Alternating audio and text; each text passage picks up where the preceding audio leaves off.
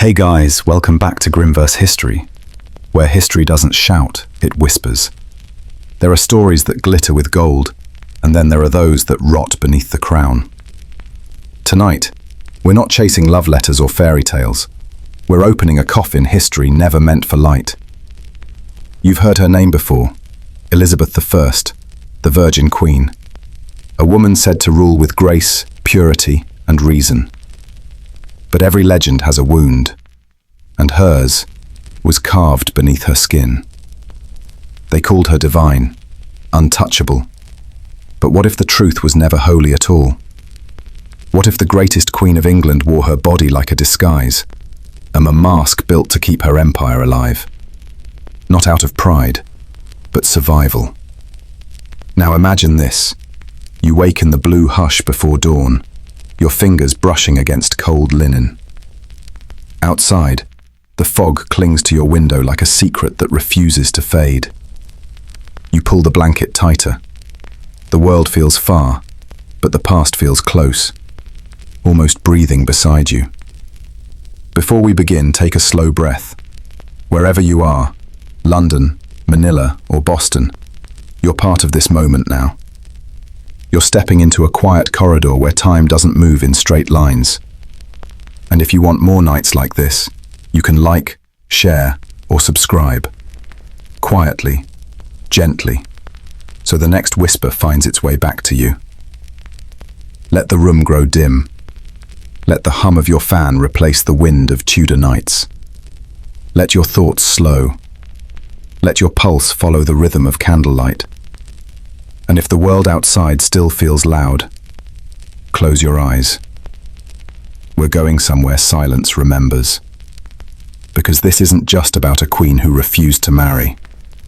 It's about a girl who learned too young that love could be lethal, that beauty could be poison, that power always comes with a cost. Tonight, we go back to the year 1554. The Tower of London waits, its stones damp with secrets, its ravens watching. And in a locked chamber, a young woman traces the outline of her fate against the same walls where her mother once waited for the axe. That's where our story begins, and where innocence ends. The Tower, where the girl died and the Queen was born.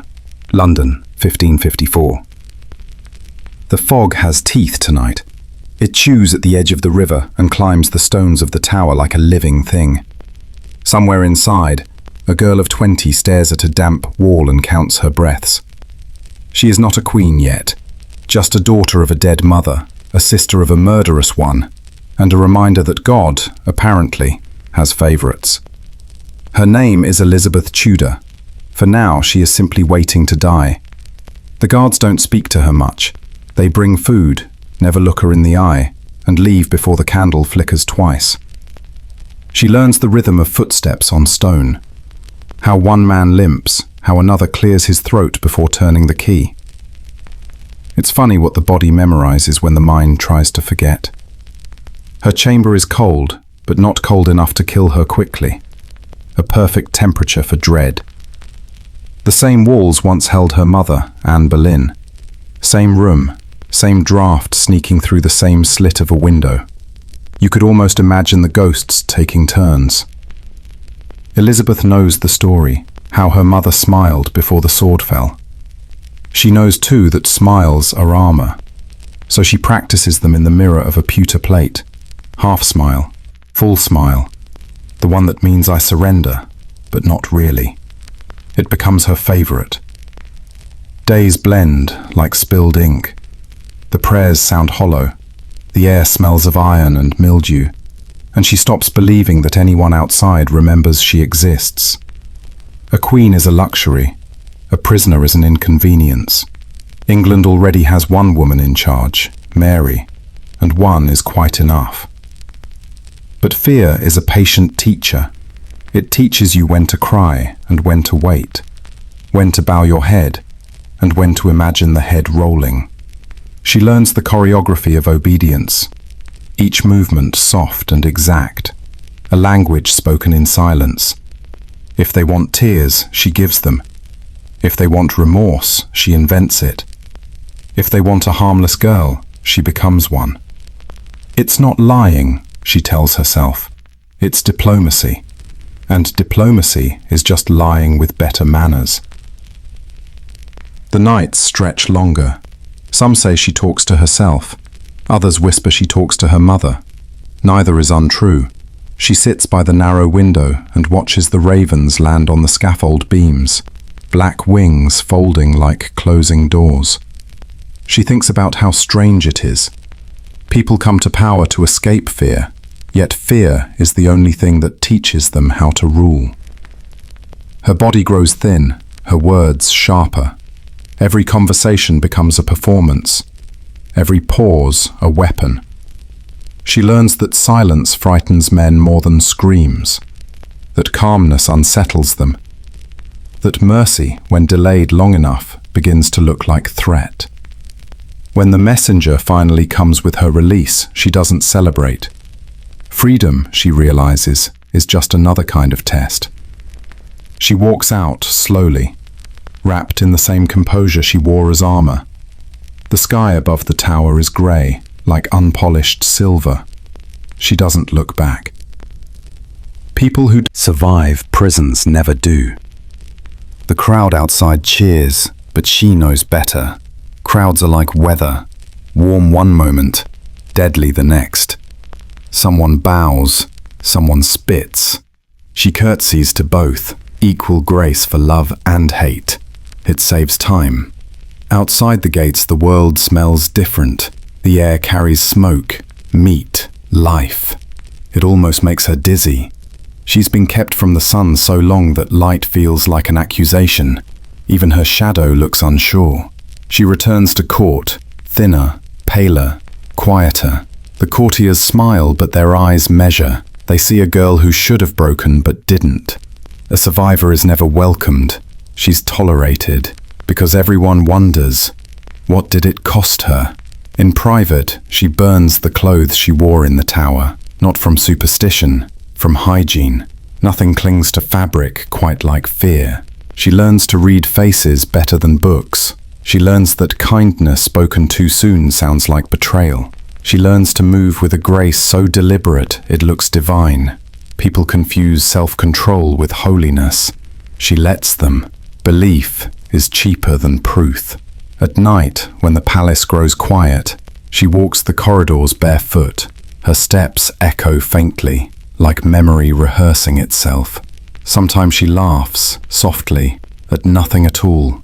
It's the laugh of someone who understands that the world rewards performance, not sincerity.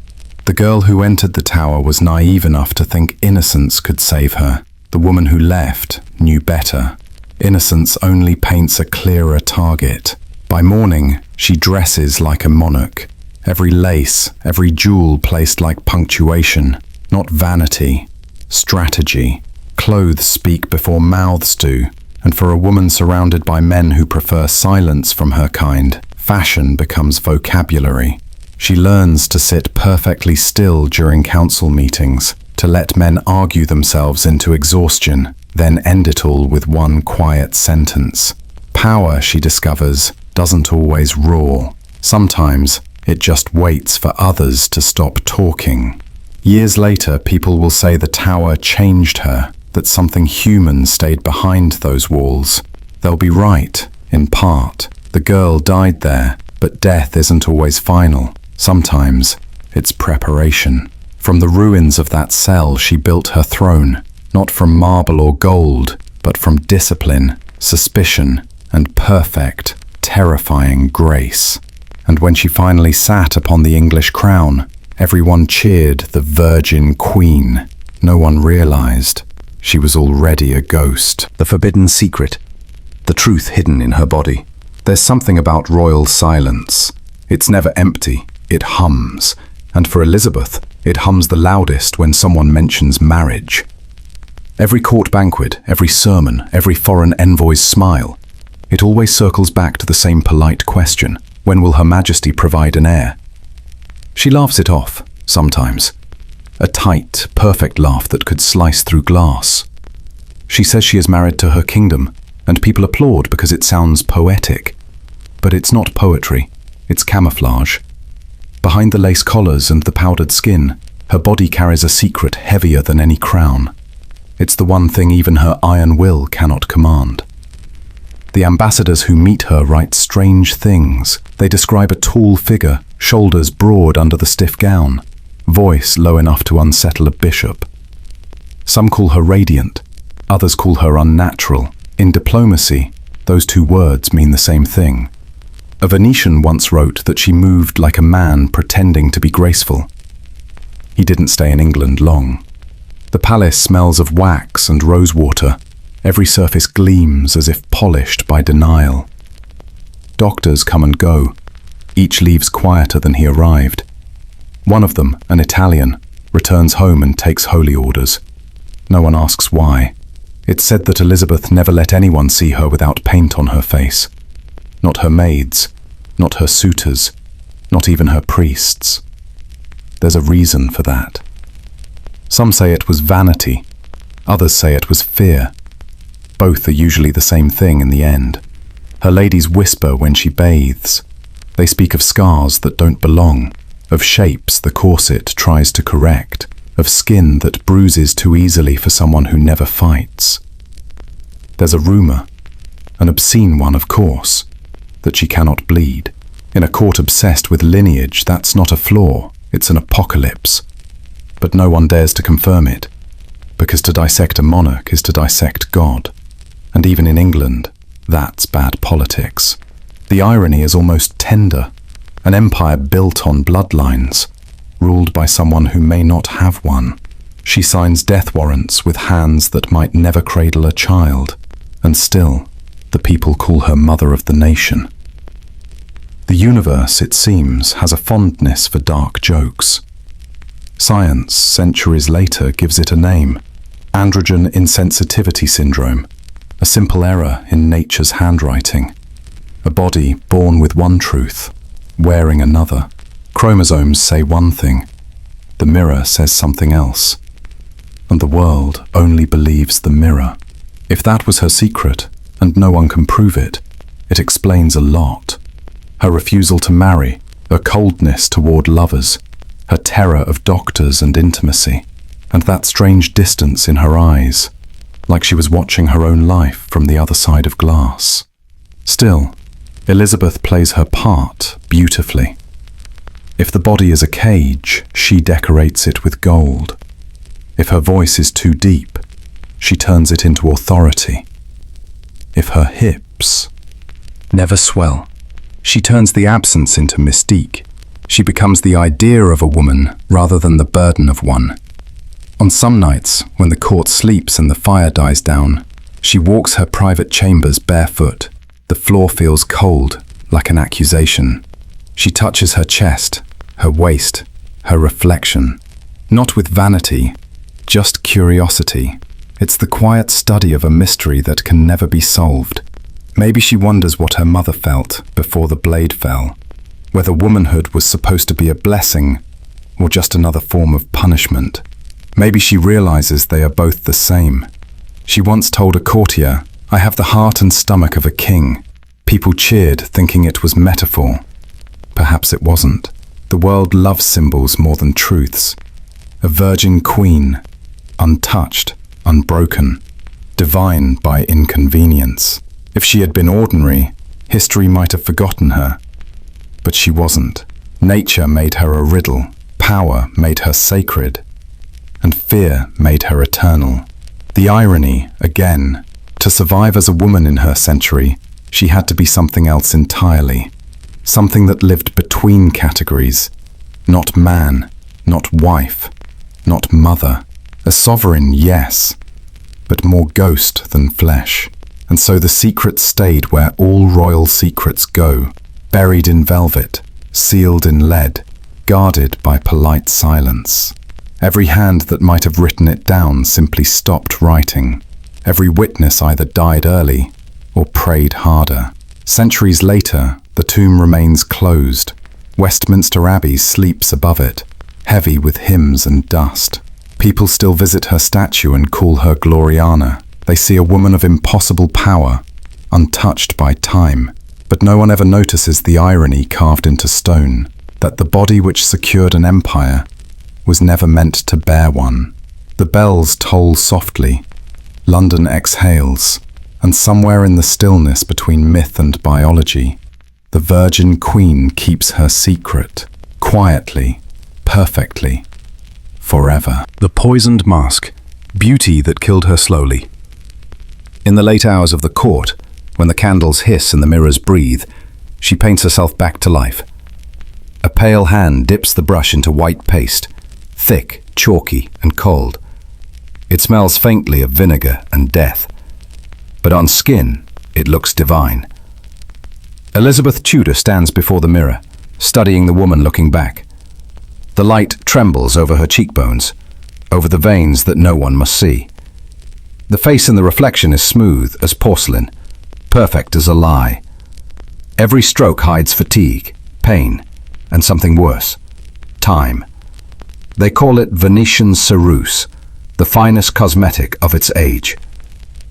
Lead carbonate mixed with vinegar, dusted with arsenic for that immortal glow. It gives her the skin of an angel and the organs of a corpse. But in the 16th century, beauty is not vanity. It's survival. She cannot afford to age. An aging queen invites rebellion. Wrinkles are political statements. So she powders over each one like rewriting history, quietly, relentlessly, with poison. The process is ritual. Morning light filters through stained glass, painting the room in dying colors. A maid holds the jar. Elizabeth lifts her chin.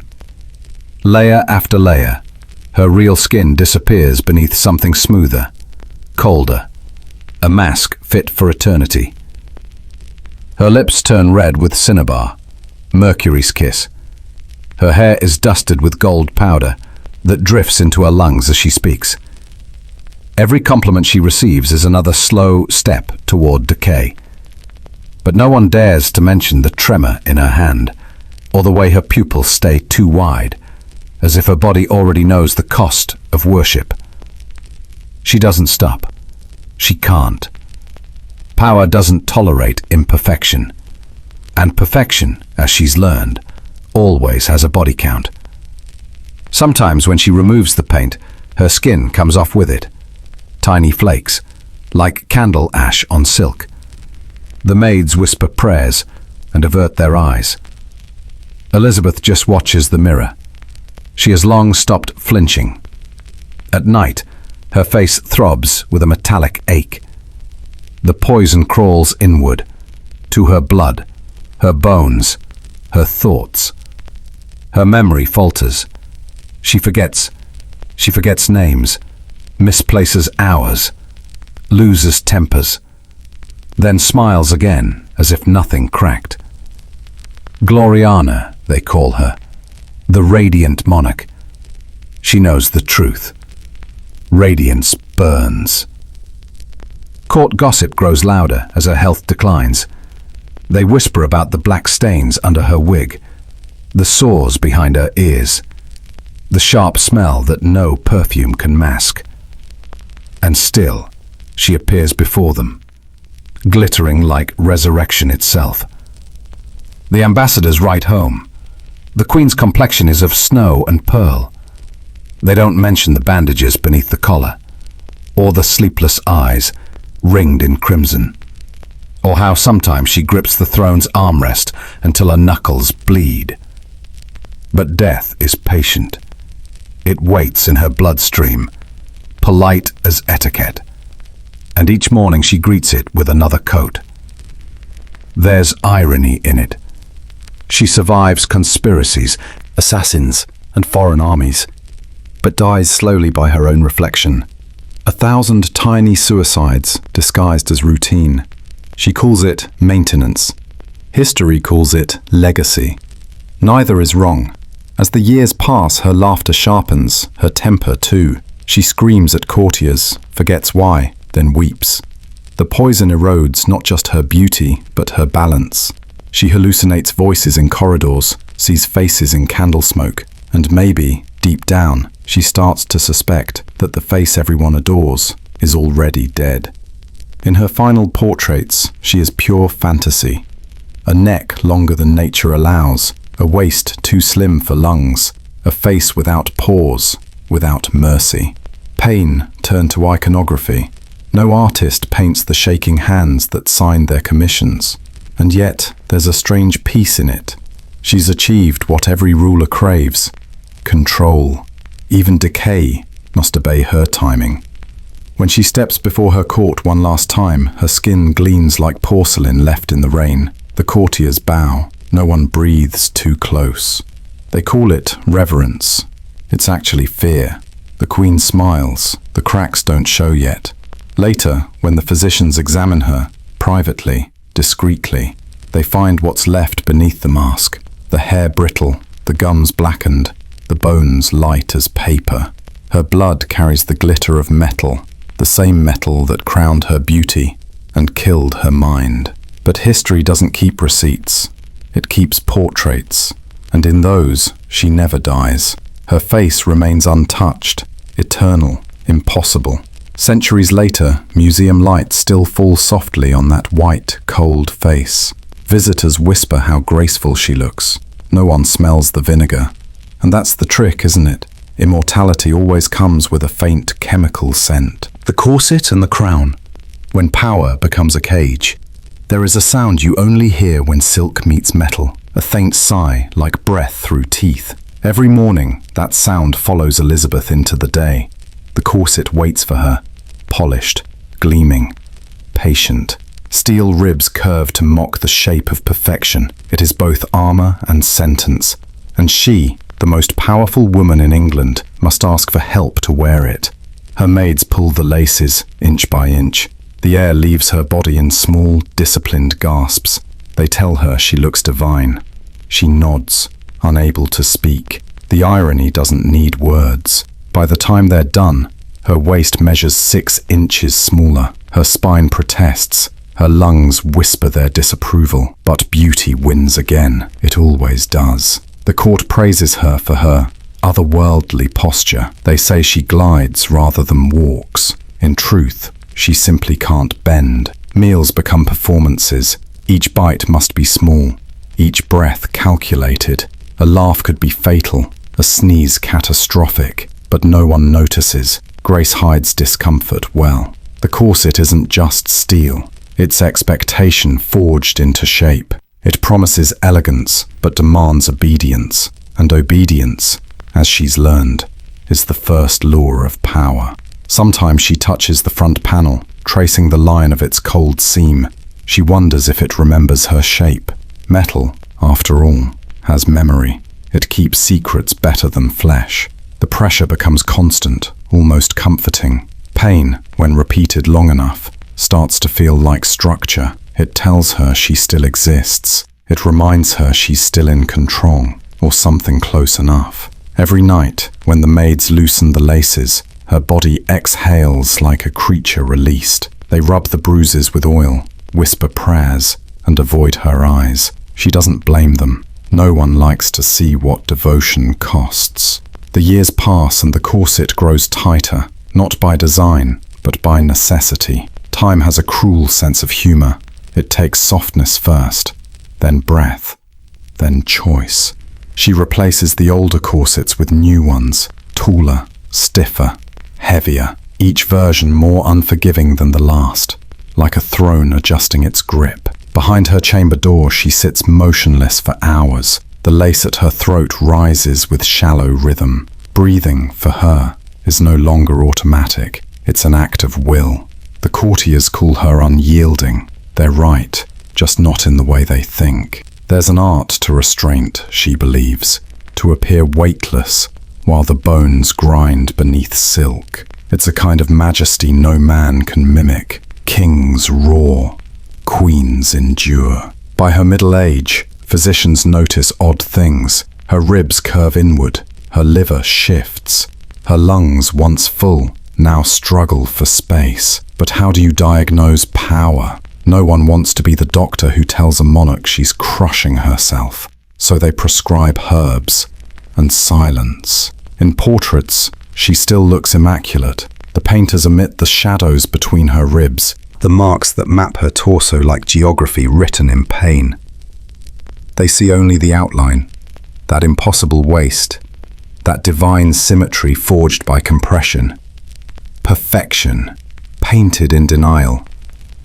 To the public, she becomes myth, a body without flaw, a figure who never bows, never breaks. They call her the Virgin Queen, as if holiness excuses suffering. But in the quiet of her chamber, when the candles sputter low, she presses her hand against her corset and feels the pulse beneath it. It's faint, controlled, loyal. Like everything else she owns, the older she grows, the less she removes it. Her skin molds to the steel, and the steel molds to her will. It's hard to say where one ends and the other begins. Her ladies know the truth. They see the indentations on her body, the grooves etched deep as confession lines. They say nothing. In royal service, silence is the truest form of pity. When death finally comes, it's quiet, respectful, almost formal. The corset leaves its signature behind, ribs bowed inward, lungs shrunken, flesh sculpted by devotion. A masterpiece of endurance and denial. And so, the queen who never bowed is remembered for her perfect bearing, her immaculate grace, her spine of steel. Few remember that it wasn't a metaphor. The death and the cover-up, the final act of a myth. March 1603. The air inside Richmond Palace tastes of medicine and dust. Candles burn day and night, but they give no warmth. They only make the shadows look organized. Elizabeth sits upright in her chair, wrapped in layers of silk and stubbornness. She hasn't lain down for days. She says the bed feels like a grave, and she's not ready to meet it yet. No one argues. You don't reason with a dying monarch. Her ladies hover nearby, pale from exhaustion and fear. Each time the queen shuts her eyes, they freeze. Each time she opens them again, they smile. It's an exhausting kind of devotion. She no longer eats. She barely drinks. Her once iron body now trembles like a candle wick about to die. The courtiers whisper that she's seeing things, faces in the corners, her mother's smile in the mirror, her father's voice behind the curtain. She doesn't deny it. She just says, "They've come to remind me who I am."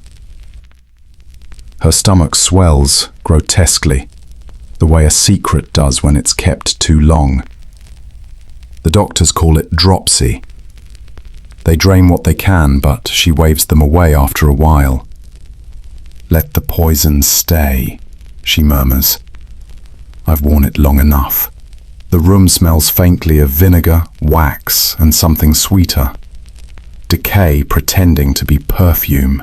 Her hands shake as she reaches for her mirror, but she cannot bear the sight. The face looking back is no longer hers. The mask has cracked. The goddess is gone. When her attendants beg her to rest, she refuses again. "I shall not make my grave before I must," she whispers. So she stands, sleeps in fragments, and waits for something she will not name. On the final night, the palace grows unnaturally quiet. Even the mice seem to hold their breath. Elizabeth stands once more, trembling, skeletal, defiant. The silk around her rustles like wind through dry leaves. She dies that way, standing, unbowed. The last performance of a lifetime spent pretending the body was a throne, not a cage. It takes them hours to realize she's gone. No one wants to touch her. No one wants to be the one who confirms it. Eventually, a priest whispers the prayers anyway, just to fill the air. The ritual begins, quiet and hurried. When they finally lower her into bed, the sheets soak instantly with the residue of years. Oils, metals, sickness, secrets. Her skin, once white as legend, turns dark, almost black. The poison she wore as beauty now claims its debt. The physicians exchange looks. One retches into his sleeve.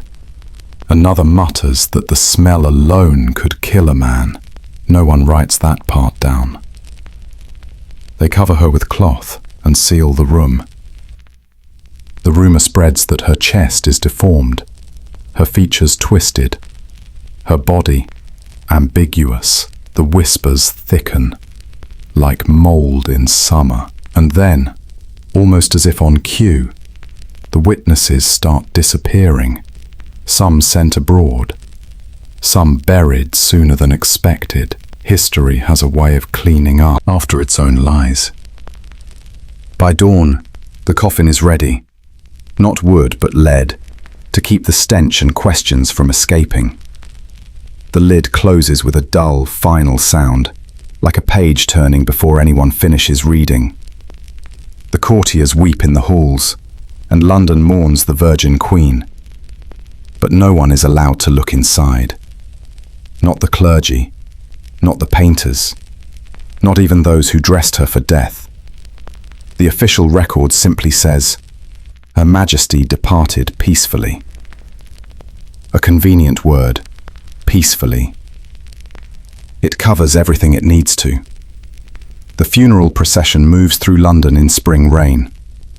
Crowds line the streets, half in grief, half in curiosity. They throw flowers, cheer, cry, faint, all the usual choreography of loss. And under the grey sky, the lead coffin gleams faintly, sweating from within. 4 centuries later, the tomb remains sealed beneath Westminster Abbey. Stone angels stand guard, faces blank as discretion. Tourists pass by, whispering about her brilliance, her virginity, her mystery. No one mentions the smell. Historians still argue over what happened that week. Some say she died of infection. Others insist it was mercury, or madness, or divine exhaustion. But the truth, whatever it was, sleeps inside that coffin, perfectly preserved in English silence. It's better that way. Legends last longer than people, and the Virgin Queen, even in death, keeps her promise. She never lets anyone get too close. Sometimes, late at night, the abbey creaks with the weight of its own history. A faint sound, almost like silk shifting in the dark. Some say it's the air. Others say it's her, adjusting the mask one last time.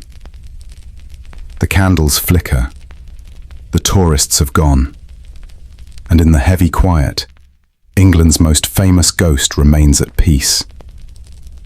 Or at least, something close to it. Still standing, still watching, still beautiful, in the dark. The candles are low now. The story breathes slower. The noise of crowns and whispers fades into silence. You can almost hear the rustle of her gown, the faint echo of boots on stone, the sigh of London fog curling along the river.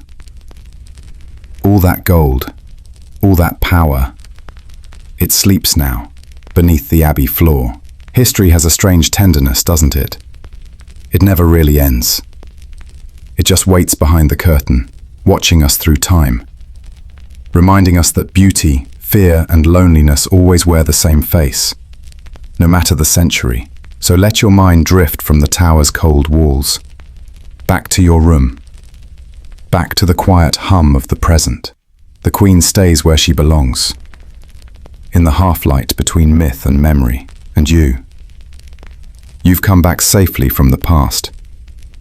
If her story kept you company tonight, leave a quiet sign of it. A like, a share, a soft subscription, nothing loud, just a small echo in the dark. Now close your eyes. Let the candles go out. The past is sleeping again. Goodbye. And we will meet again.